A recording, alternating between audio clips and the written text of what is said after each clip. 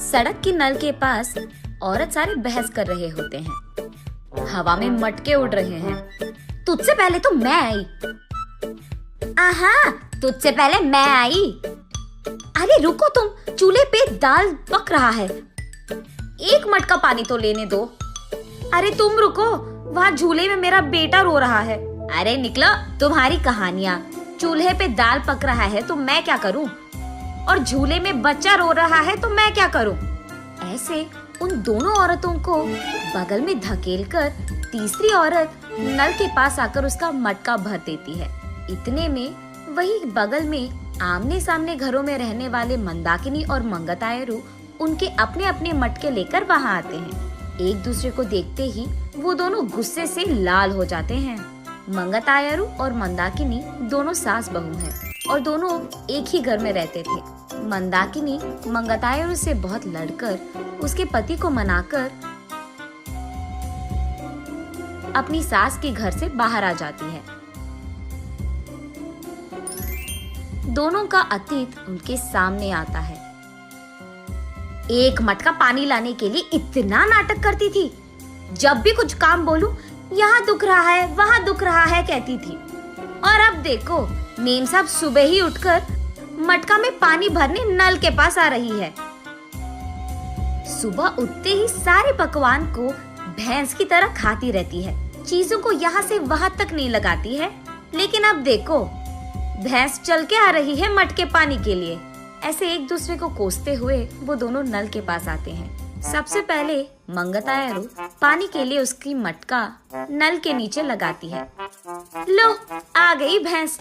आते ही अपना मटका लगा दिया इसने नल के नीचे, जैसे इसका बाप का जागिर हो। ऐसे उसका मजाक उड़ाकर मंगतायरू की मटके को एक जोर का झटका देती है। बस मटका ऊपर उड़कर नीचे गिरता है। बाप रे, कितनी घमंडी है ये। मेरे ही बेटे के पैसे खाते हुए मुझे भैंस कह रही है, और ऊपर से मेरे ही लड़के को लात मारा तुमने। ऐसे कहते हुए मंदाकिनी की मटके को भी जोर का झटका देती है मंगतायरू। मैं तुम्हारे बेटे के पैसे नहीं खा रही हूँ, तुम ही मेरे पति के पैसे खा रहे हो। मेरे सारे बनाए हुए पकवान को सुबह से रात तक खाती रहती है तो भैंस की तरह ही दिखेगी ना। भैंस कहीं की मेरे ही मटके को लात मारती है। कितनी घमंडी है तू।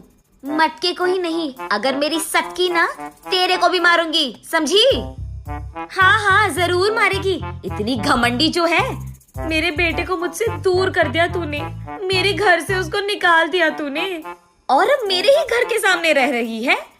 सिर्फ तेरे बेटे को ही नहीं, तुझे भी तेरे घर से निकाल दूंगी, समझी? मुझसे पंगा लेगी ना, ऐसे ही होगा। तू तो जरूर करेगी, घमंडी औरत, बंदर मुंह वाली कहीं की।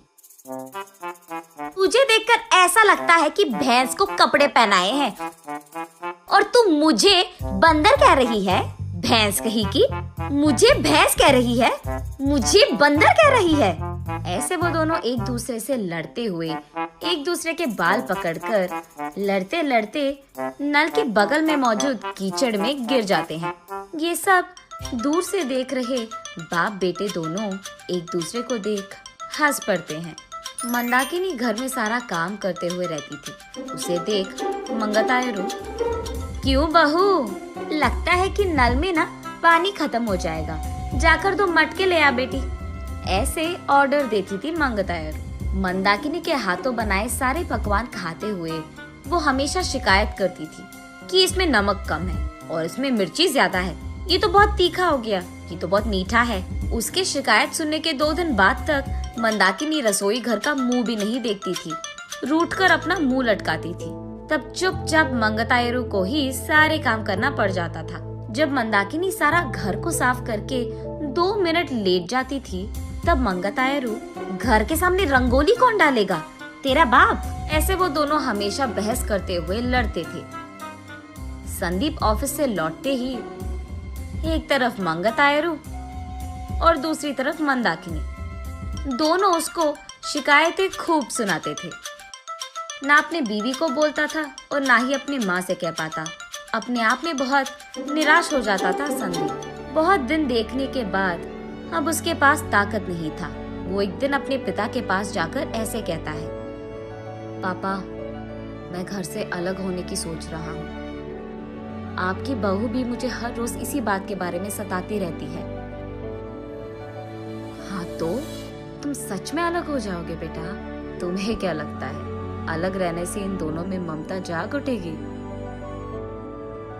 ममता और प्यार भले ही बाहर ना आए, लेकिन इन दोनों को इतना तो समझ आएगा कि एक दूसरे के बिना अपने अपने घरों में अकेले रहते हुए सारे काम अकेले करते हुए कितना मुश्किल है।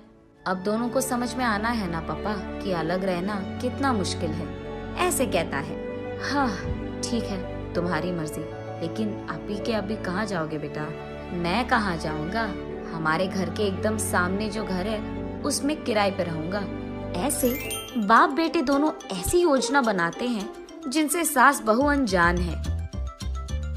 इन दोनों को सबक सिखाना तो छोड़ो, एकदम पागलों की तरह लड़ रहे हैं ये दोनों। ऐसे कीचड़ में गिरे सास बहू को देख उनके चारों ओर मौजूद सारे गांव वाले जोर जोर से हंसते रहते हैं। अब इन दोनों इसके बाद क्या करेंगे ये हम अगली वीडियो में जानेंगे।